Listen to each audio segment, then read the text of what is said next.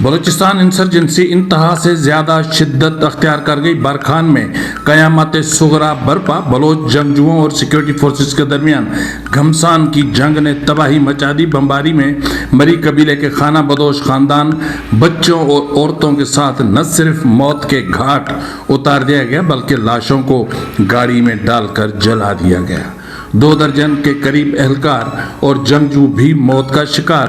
12 دنوں میں جنگجوؤں کا 7واں بڑا حملہ تھا بارکھان کا۔ اس کے علاوہ ہم بات کریں گے کہ پہاڑوں، شاہراہوں، شہروں کے بعد کھلے سمندر میں BLA کے حملے نے بلوچستان انسرجنسی کو عالمی بحث کا موضوع بنا دیا ہے۔ جیوانی یعنی آبنائے ہرمز سے 350 کلومیٹر اور ایرانی سرحد سے محض 34 کلومیٹر کے فاصلے پر جو انتہائی حساس تصور کیا جاتا ہے، وہاں پر حملے کا ہونا اور پھر 3 اہلکاروں کا مارا جانا اور بالخصوص وہ منصوبہ جس کو گیم چینجر قرار دیا جا رہا ہو، اس کو تباہی کے دہانے پر لا کر کھڑا کر دیا گیا ہے۔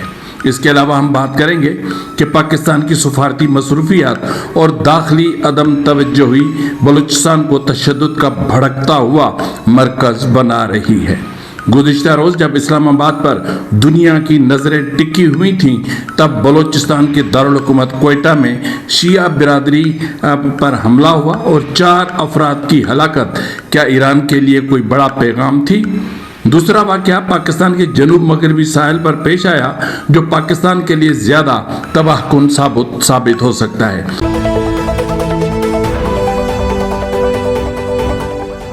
بسم اللہ الرحمن الرحیم۔ السلام علیکم ناظرین، آج پیر 13 اپریل 2026 ہے اور میں ہوں آپ کا میزبان نواز بھٹو ایک نئے ویلاگ کے ساتھ۔ آپ سے وہی گزارش ہے کہ ابھی تک اگر آپ نے میرے چینل کو سبسکرائب نہیں کیا تو کر لیں، بیل آئیکن ضرور پریس کریں، کمنٹ باکس میں آپ اپنی آراء سے ضرور آگاہ کیا کریں اور میرے چینل کو زیادہ سے زیادہ ویلاگز کو شیئر کیا کریں تاکہ میری ریچ میں اضافہ ہو سکے۔ ناظرین، آپ کو پتہ ہے کہ اس وقت پاکستان سفارتی محاذ پر مصروف ہے اور اس مصروفیت بھی اتنی ہے کہ داخلی معاملات کس حد تک بگڑ چکے ہیں اس چیز کا بھی کوئی اندازہ نہیں ہے۔ یہی وجہ ہے کہ بلوچستان کو اس وقت جو حالات ہیں انہوں نے تشدد کا بھڑکتا ہوا مرکز بنا دیا ہے۔ آپ کو یاد ہوگا کہ بارکھان میں کل سے جو ہے وہ ایک حالات بہت زیادہ خراب چل رہے تھے، یعنی یوں سمجھ لیں کہ بلوچستان میں جو انسرجنسی کے معاملات ہیں وہ انتہا سے زیادہ شدت اختیار کر چکے ہیں، جس کے حوالے سے میں آپ کو متواتر کہہ رہا تھا کہ بلوچستان میں ایک آتش فشاں ہے جو ابل رہا ہے اور وہ کسی بھی وقت پھٹ سکتا ہے، تو وہ بلاخر آتش فشاں پھٹ گیا۔ بارکھان سانحہ اگر آپ دیکھیں تو 12 دنوں کے اندر جنگجوؤں کا غالباً 7واں بڑا حملہ ہے۔ 29 اپریل کو زامران، 31 کو Panjgur death squad operation, 1 April کو جھلمکسی، 6 اپریل کو SSG کمانڈوز پر کردگاب میں حملہ اور گزشتہ روز جیونی میں سمندر کے اندر 3 کوسٹ گارڈز کا مارا جانا، اور پھر ریاست کہتی ہے کہ یہ تو محض چند 100، 1500 یا 500 یا مٹھی بھر افراد ہیں، ان کو تو ہم مسل کے رکھ دیں گے، لیکن حقیقت اس کے برعکس ہے کہ آج یہ 1500 افراد یا 1500 شدت پسند یا 1500 جنگجو اتنے طاقتور ہو گئے ہیں کہ انہوں نے بلوچستان پر اپنی مرضی مسلط کرنے لگے ہیں۔ کبھی وہ سیاہ پہاڑوں میں گوریلا جنگ لڑتے ہیں، تو کبھی وہ شاہراہوں پر آ کر شاہراہوں کا کنٹرول سنبھال لیتے ہیں، تو کبھی وہ ایک ہی ساتھ 18 شہروں میں داخل ہوتے ہیں اور 18 شہروں کا کنٹرول سنبھال لیتے ہیں اور پھر ریاست دیکھتی رہتی ہے۔ گزشتہ روز بلوچستان کا دارالحکومت کوئٹہ اور جیونی، یوں سمجھ لیں کہ ایک انٹرنیشنلی جو ہے وہ یہ معاملات کل چل رہے تھے، کیونکہ میں نے جس طرح آپ کو کہا کہ پاکستان کل سفارتی محاذ پر مصروف تھا اور گزشتہ روز پوری دنیا کی نظریں اسلام آباد پر جب ٹکی ہوئی تھی، تو اس وقت کوئٹہ یعنی بلوچستان کے دارالحکومت میں ایک بھیانک سانحہ رونما ہوتا ہے، یعنی شہر کے مضافات میں شیعہ اقلیت سے تعلق رکھنے والے 4 افراد کو گولی مار کر ہلاک کر دیا گیا ہے۔ اس حملے کی ٹائمنگ انتہائی اہمیت کی حامل ہے۔ اب اس حملے کے حوالے سے کئی سوال کھڑے ہو گئے. آیا اس حملے کا مطلب ایران کو واضح میسج دینا تھا؟ کیا مطلب آخر جس انداز میں اور جس دن اور جس وقت یہ سانحہ رونما ہوا اس نے کئی سوال کھڑے کر دیے ہیں.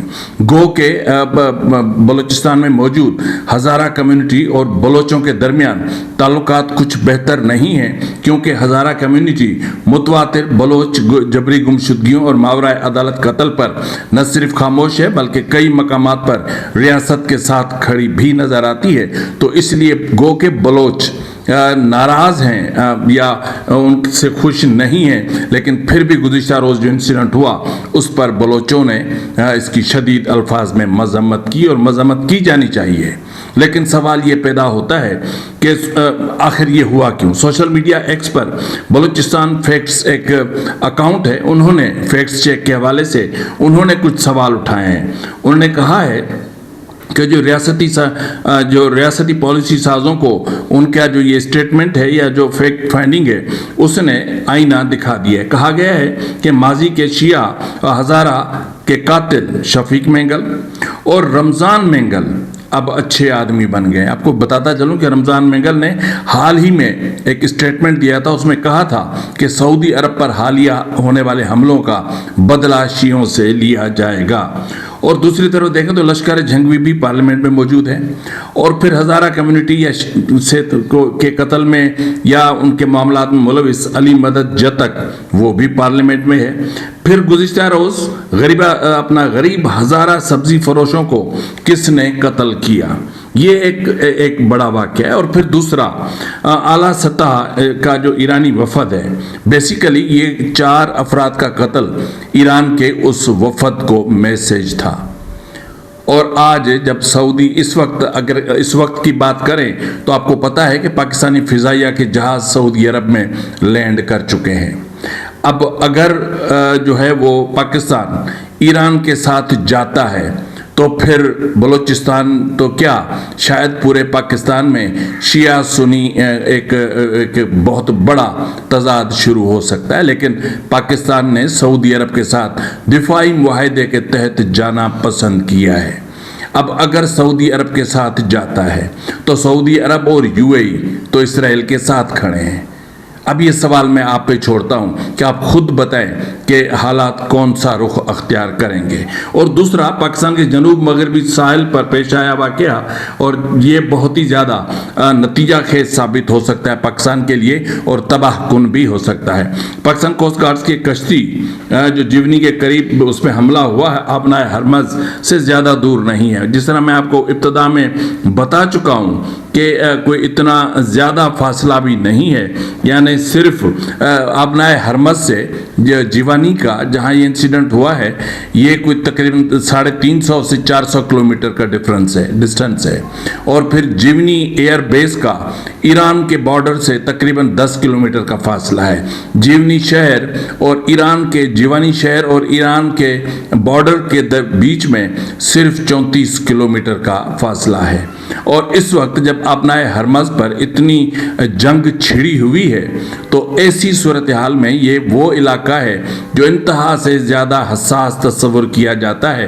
وہاں پر جنگجوؤں کا گھس جانا اور پھر گھس کر اور اس طرح اٹیک کرنا، اور وہ بھی ایک ایسی جو ہے وہ کشتی پر جو وہاں پر گشت پر مامور تھی اور اس میں مشین گن اور دیگر اسلحہ بھی موجود تھا، اور وہاں پر BLA کا پہنچنا اور پھر اٹیک کرنا اور پھر 4 اہلکاروں کو یا 3 اہلکاروں کو مار دینا اور پھر وہاں سے خیر و عافیت سے نکل جانا، یہ ریاست کے لیے ایک بہت بڑا سوال ہے.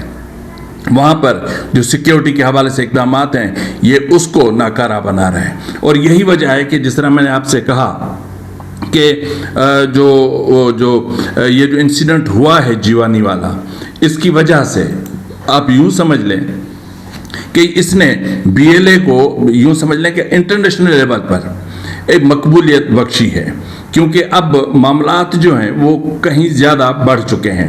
پہلے یہ پہاڑوں سے کالے پہاڑوں سے جو ہے وہ گوریلا وار لڑتے تھے، پھر شاہراہوں پر، پھر شہروں میں، اب سمندر میں جس انداز میں یہ سب کچھ ہوا ہے اس کے بعد یہ انسیڈنٹ انٹرنیشنل پرنٹ میڈیا ہو یا انٹرنیشنل الیکٹرانک میڈیا ہو، اس نے اس معاملے کو خصوصی توجہ دی ہے۔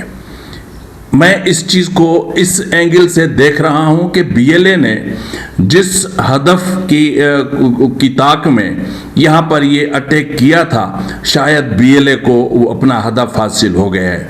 یعنی انٹرنیشنل میڈیا جس انداز میں یہ چیزیں اٹھا رہا ہے، اس نے یقیناً پاکستان کی ریاست کے لیے بہت زیادہ پریشانی پیدا کی ہوگی۔ تو اب یہ ہو رہا ہے کہ اب یہ ریاستی سوشل میڈیا کے پلیٹ فارم سے کہا جا رہا ہے کہ جیسا کہ سعودی عرب نے گوادر کے قریب یا جیونی کے علاقے میں وہاں پر $10 ارب کی انویسٹمنٹ کے ساتھ ایک آئل ریفائنری لگانی تھی، تو اس لیے وہاں پر جو ہے وہ بی ایل اے نے حملہ کیا تاکہ سرمایہ کاری نہ ہو سکے۔ اور پھر یہ کہنا کہ پورے خطے کے جو ڈیپ پورٹس ہیں وہاں کی وہ جو ایکٹیو نہیں ہیں، اور پھر پاکستان کے صرف قاسم پورٹ، کراچی پورٹ اور گوادر پورٹ ایکٹیو ہیں، تو گوادر پورٹ زیادہ جو ہے وہ خلیجی ممالک کے لیے جو ہے وہ ان کے رینج میں آتا ہے۔ تو اس لیے اس سے پہلے کہ گوادر پورٹ کوئی بہت اہم کردار ادا کرے پاکستان کی معیشت کو سنبھالنے میں، تو اس لیے بھی حملہ کر کے اور انٹرنیشنل جو شپنگ انڈسٹری ہے جو موو کرنا چاہ رہی تھی پاکستان، اس کو روکا گیا ہے۔ تو بہرحال بی ایل اے اس وقت پوری دنیا پر چھا چکی ہے، اور آج انٹرنیشنل میڈیا تقریباً اس معاملے کو دیکھ رہا ہے۔ اب میں آپ کو اس سے پہلے کہ بارکھان کی طرف لے چلوں، ایک بھیانک، ایک اندوہناک سانحہ ہوا ہے جس نے انسانیت کو شرما دیا ہے اور جس نے قیامت صغریٰ برپا کر دی ہے۔ اس سے پہلے میں آپ کو بتا دوں کہ سوراب کا علاقہ ہے بینچا، وہاں پر مسلح افراد نے گھات لگا کر فورسز کی گاڑیوں کو حملے میں نشانہ بنایا، اور علاقائی ذرائع کے مطابق فورسز کی ایک گاڑی براہ راست زد میں آئی، اور پنجگور میں پروم کلیکور کا نام میں نامعلوم افراد کی فائرنگ سے ایک شخص جاں بحق ہوا ہے۔ اس کے علاوہ خاران کے علاقے گروپ میں پاکستانی فوج کے کیمپ کے مرکزی کیمپ کے لیے رسد یعنی تیل لے جانے والے ٹرکوں کو مسلح افراد نے حملہ بنا کر اور پھر اپنی تحویل میں لے لیا۔ ایک اور سانحہ واقعہ رونما ہوا پنجگور میں جہاں وہاں پر فوجی قافلے کے بیچ میں سے راشن لے جانے والی 2 گاڑیوں کو حملے کا نشانہ بنا کر ایک گاڑی کو جلا دیا گیا، نظر آتش کر دیا گیا۔ اور پھر ایک واقعہ ہوا پیر کو ڈیرہ بگٹی میں، جہاں مسلح افراد کے حملے میں ڈیتھ اسکواڈ کا ایک کارندہ مارا گیا، جس کی شناخت میہک نوسانی بگٹی بتائی جا رہی ہے۔ لیکن ان سب سے زیادہ تکلیف دہ جو بات سامنے آئی وہ ہوئی ہے کوئٹہ میں۔ ایک بار پھر کوئٹہ بلوچستان کا دارالحکومت جو اس وقت شدید بدامنی کی لپیٹ میں ہے، اور جہاں پر اسٹیٹ کی رٹ کہیں نظر نہیں آتی، جہاں پر حکومت نام کی کوئی چیز نہیں ہے، اور وہاں پر جو جس طرح جس کو جی چاہتا ہے وہ کرتا ہے۔ کوئٹہ میں ایگل اسکواڈ کے ہاتھوں ایک اور بلوچ نوجوان قتل کروا دیا گیا ہے۔ جی ناظرین، ایگل اسکواڈ کے ہاتھوں ایک اور بلوچ نوجوان قتل ہوا ہے۔ 18 سالہ محمد خالد ساسوری کو ایگل اسکواڈ نے گولیاں مار کر قتل کر دیا ہے۔ خالد اپنے 3 دوستوں کے ہمراہ کوئٹہ آئے تھے تاکہ سول ہاسپٹل میں زیر علاج ایک مریضہ کو خون کا عطیہ دے سکیں۔ خون دینے کے بعد وہ واپسی کے سفر پر تھے کہ سریاب کے علاقے منیر احمد روڈ پر فائرنگ کر کے ان کو قتل کر دیا گیا۔ اس سے قبل سریاب روڈ سے نوجوان اسرار بلوچ کو بھی ایگل اسکواڈ نے لاپتہ کر کے ایم آئی کے حوالے کیا تھا، اور اس کے بعد پھر اس کی تشدد زدہ لاش ملی تھی، جس کے حوالے سے یہ کہا گیا تھا کہ انہوں نے خودکشی کر لی ہے۔ اس حوالے سے ہاسپٹل کی جو C C T V camera footage ہے وہاں سے ایک تصویر ملی ہے، جس میں آپ دیکھ سکتے ہیں کہ جو بچہ ہے خالد وہ خون عطیہ کر رہا ہے، اور یہ ایک بہت ہی تشویشناک واقعہ ہے۔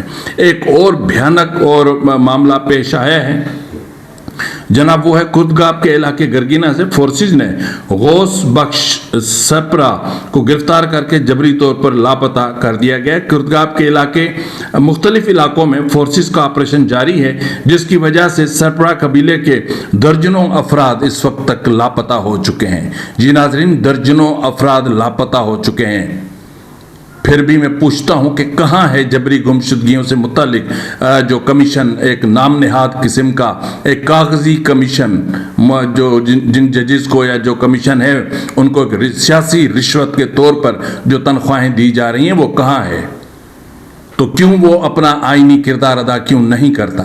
ये एक बहुत बड़ा सवाल है। लेकिन भयानक तरीन जो मामला एक और पेश आया है वो आया है बलूचिस्तान के ज़िला बुगटी में, बिलखुसूस सुई शहर और उसके नवाही इलाकों से जबरी गुमशुदगियों के मुतअद्दिद नए केसेस रिपोर्ट हुए हैं, जहां सीटीडी और दीगर इदारों ने एक मोमर खातून समेत 16 अफराद को जबरी गुमशुदगी का निशाना बनाया है। जी नाज़रीन, एक साथ 16 अफराद जबरी गुमशुदगी की जद में आए हैं, जिनकी जो शनाख्त है वो गुलमीर वल्द बंदे अली बुगटी, नबी बख्श वल्द महूद बुगटी, करीम बख्श वल्द रहीम बख्श बुगटी, नबी बख्श उर्फ लायू वल्द बिना बुगटी, सिद्दीक वल्द नजर अली बुगटी, उसामा उर्फ नादू वल्द नेक मोहम्मद बुगटी, अरबाज वल्द अकरम खान बुगटी, कासिम अली वल्द लीमो खान बुगटी, जबार खान वल्द हयात बुगटी, मतीन वल्द हयात बुगटी, सज्जाद वल्द बिलाल बुगटी, अमीन वल्द नूरदीन बुगटी, रहजान वल्द दाद मोहम्मद बुगटी, दीन मोहम्मद वल्द रहीम बख्श बुगटी, दोस्त अली वल्द मलूक बुगटी और एक 65 साल मोमर खातून को भी निशाना बनाया गया है, जो ममदाजी बुगटी की अहलिया हैं। अब आप अंदाज़ा कर लें, कहाँ है इंसानी हकूक, कहाँ है इंसानी वकार, कहाँ है चादर और चार दीवारी का तकद्दुस। पिछले दिनों कराची से एक बच्ची को उठा लिया गया, आज इस खातून को उठा लिया गया, इससे पहले भी एक खातून को उठा लिया गया था, बुजुर्ग खातून को पूरे ख़ानदान के साथ। अब उस बुजुर्ग खातून को तो छोड़ दिया गया, नाम मेरे जहन पे नहीं आ रहा, लेकिन उसका पूरा ख़ानदान अभी तक लापता है। कहाँ है जो है वो इंसानी हकूक़ के इदारे, कहाँ है अक़वाम मुत्तहिदा, कहाँ है इंसानी हकूक़ से जुड़े आलमी इदारे जो ख़ुद को चैम्पियन कहलवाते हैं ह्यूमन राइट्स के हवाले से, कहाँ है वो? क्यों उनको बलूचिस्तान नज़र नहीं आता? क्यों उनको नज़र नहीं आता कि बलूचिस्तान में एक बदतरीन नस्ल कशी चल रही है? बारखान में इस वक्त घमसान की जंग छिड़ी हुई है। बलूचिस्तान के ज़िला बारखान के इलाके लेमा जरी नाहरकोट रोड पर गुज़िश्ता रोज़ आपको पता होगा सिक्योरिटी फोर्सेस और बलोच जंगजुओं के दरमियान झड़पें शुरू हुई थी, जो शदीद से शदीद तर होती गईं और फिर वहाँ शाहराह को बंद कर दिया गया और वहाँ मौजूद DHQ हॉस्पिटल में इमरजेंसी नाफिज कर दी गई और गैर मुसद्दका मतलब ये झड़पें कल से चल रही थी और शदीद चलती आ रही थी। और इसमें जो इत्तलात मौसूल हुई हैं उसके मुताबिक जो है मजमूई तौर पर फोर्सेस के हवाले से कि 13 अहलकारों की हलाकत की इत्तलात गैर मुसद्दिका तौर पर मौसूल हुई हैं, जिनकी सरकारी तौर पर अभी तक कोई तस्दीक नहीं की गई है। कंट्रावर्सीज तब क्रिएट होती हैं जब रियासत हक़ाइक़ को छुपाने की कोशिश करती है और फिर रिपोर्टर्स को ज़राए का सहारा लेना पड़ता है। तो ये वाक़या चल रहा था, लेकिन इस दौरान एक मरी कबीले से ताल्लुक़ रखने वाला एक खाना बदोश ख़ानदान मौसमी नकल मकानी के दौरान एक गाड़ी में सफ़र कर रहा था, जो उसी दौरान फोर्सेस की जानिब से फायरिंग और बमबारी की जद में आ गया, जिसके नतीजे में एक ही ख़ानदान के 1 दर्जन से ज़ायद अफराद जाँ बहक हो गए, जिनमें मासूम बच्चे, जिनमें ख़वातीन, मर्द, नौजवान सब शामिल थे। अब उनकी जो शनाख्त हुई है वो हुई है अली, बबल, मीरजान, सुमरी, बालाच, सुरी, रहमान, नेकू, अल्लाह बख्श, सादो, बापू और महरन के नाम से हुई। ज़ख्मियों में ज़र बीबी, हज़ार खान और इसरार और दीगर शामिल हैं। मकाए ज़राए का ये भी कहना है कि गाड़ी के अंदर डेड बॉडीज जो थी उनको, लाशों को, यानी उस गाड़ी को आग लगा दी गई, डेड बॉडीज को जला दिया गया। बाज़ ज़ख्मियों के बारे में यह भी कहा जा रहा है कि वो मुबैना तौर पर सिक्योरिटी फोर्सेस की तहवील में हैं, ताहम उनके हवाले से कोई बाज़ाब्ता तस्दीक मौजूद नहीं है। तो इस दूसरी तरफ आप देखें तो BLF ने एक दावा किया है, BLF ने दावा किया है कि उन्होंने 8 मुख्तलिफ कार्रवाइयों में 8 एहलकारों को की हलाकत का दावा किया है। मुतअद्दिद अफराद के ज़ख्मी होने की भी बात की है। ये कार्रवाइयाँ कोयटा, चागी में जो है वो हुई हैं और ज़्यादातर कंची, कोयटा के इलाके पंजपाई, चागी के इलाके अमीनाबाद, क्रूदक, बारखान के इलाके तखड़ा, झाव के इलाके कोटो, मशके के इलाके परवार, बडड़ो और दीगर इलाकों में हुए। 8 एहलकारों की हलाकत का दावा, 8 ये 13 वो।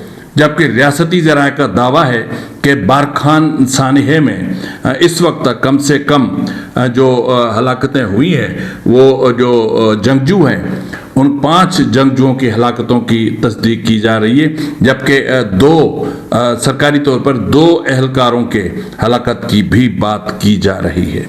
नाज़रीन, ये डेड बॉडीज़ को जलाने का मामला ये कोई पहली बार नहीं हुआ है। अब मुझे प्रॉपर याद नहीं पड़ रहा और मुझे ये बात करने से पहले होमवर्क कर लेना चाहिए था। इससे पहले भी जो है वो एक गांव है, इलाका है, वहाँ डेथ स्क्वाड ने यही कुछ किया था। भाइयों को जो है वो जिंदा उनको गाड़ी में डालकर, हाथ पांव बांधकर और उनको गाड़ी को आग लगा दी थी और फिर उनके अहले खाना को फ़ोन करके बता दिया गया था कि आपके फ़लाँ बंदे फ़लाँ जगह पर हैं।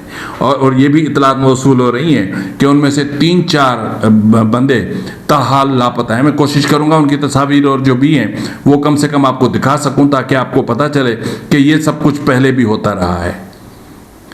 कौन भूला है तू तक को? क्या तू तक में ऐसा नहीं हुआ था कि लोगों को मार कर और फिर एक इज्तिमाई कब्रें वहाँ से बरामद हुई थी?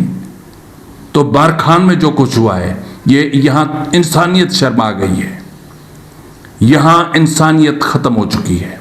इतनी हेवी बम्बार्टमेंट, इतनी हेवी फायरिंग, क्वाडकाप्टर्स, हेलीकॉप्टर्स और फिजाइया, मतलब यही मैं आपको मुतवातिर इतने दिनों से कह रहा था कि बलूचिस्तान में ये सब अब होने जा रहा है। अब ये इंतहाई बेरहमाना और सफाकाना तरीके से होगा ताकि खौफ और एक दहशत पैदा हो और लोग जो वहाँ पर बलोच शर्मचार हैं उनसे दूरी पैदा करें। हमारी तो दुआ है कि ऐसा ना हो। हम चाहते हैं कि आइन की बालादस्ती हो, हम चाहते हैं कि हर इदारा आइनी दायरे कार में चला जाए, हर इदारा अपनी आइनी हुदूद में चला जाए ताकि मुल्क के नज़्म व नस्क को बेहतर और एहसन अंदाज में चलाया जा सके, जहां मुलाजिम हाकिम ना हो और हाकिम मुलाजिम न लगे, ऐसा नहीं होना चाहिए। फिल वक्त के लिए इतना ही, मिलते हैं अगले प्रोग्राम में, तब तक इजाज़त, फ़ी अमान अल्लाह।